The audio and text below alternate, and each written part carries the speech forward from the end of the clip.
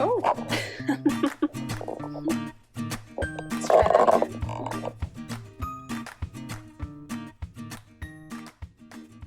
Today's video is going to be about transplanting tomatoes. So I started the tomatoes in a 72 cell flat, and then when they were big enough, you know, maybe 2 or 3 inches tall, I transferred them over to 4-inch pots. And then they started to outgrow those, and so I transferred them again to these larger containers.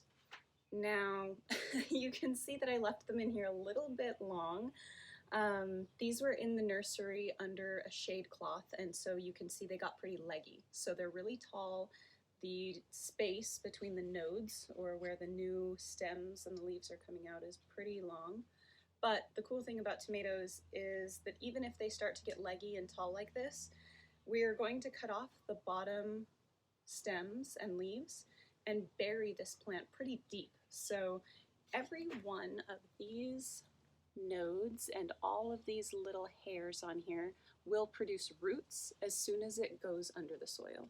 So even though they're tall and they're a little bit leggy, they will do okay once they're transplanted into the soil, but we're going to plant them pretty deep. At least the bottom foot of this plant will be under the soil to establish a really healthy root system. So I'll show you how I have prepared the planting bed to get these in. So I've prepped my soil to put my transplants in, and you can see here that the holes that I've dug are fairly wide and pretty deep. I want to space my tomato plants 18 inches apart. It's super important to make sure that they're not too close together because of disease and fungus and other issues that can be really common with tomatoes, like blight. You want to make sure they have enough air circulation between them and enough space to grow. These will get large, and 18 inches might seem like a lot at first until they start to fill in, and then you recognize that it really is important to keep that spacing. So I'll dig my holes first, just to make the planting as easy as possible as I go through. And I'll show you next exactly how I do that. So as I remove it, I'm going to be very careful not to bend or break that main stem. And it's already got some great roots coming out of the bottom. It's not root bound or anything, so that's good. And I'm going to just lie the base of the plant into the ground like this. And then very carefully, I want to just bury that stem as best as I can without breaking it. And I'm going to bring the plant up out of the soil. So you can see here that I'm just barely bending it. So very gently, I'm going to cover up the roots and the stem. So those hairs, once again, they will send out adventitious roots. So my plant here is going to be up above the soil only about, I'd say, 10 inches or so, and the rest of it is buried into the ground there.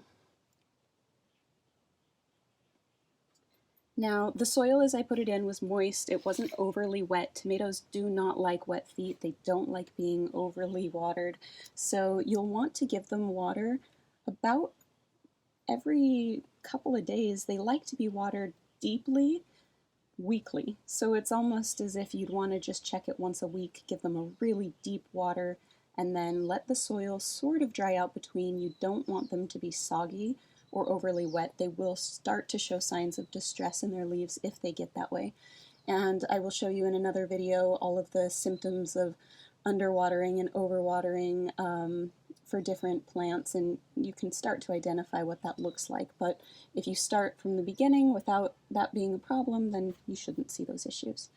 Now this plant is really healthy. I may want to start staking it, but what's going to happen is it will grow up. I'm going to be putting a trellis behind here for it to establish itself on.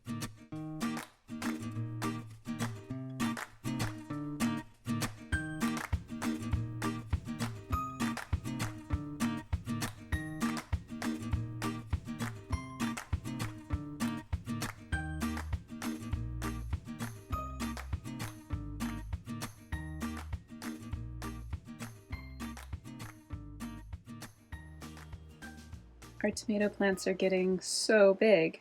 in just a few weeks. You can see that they have definitely topped out over 5 feet at this point. They're starting to grow all the way up their trellis to the top of the greenhouse.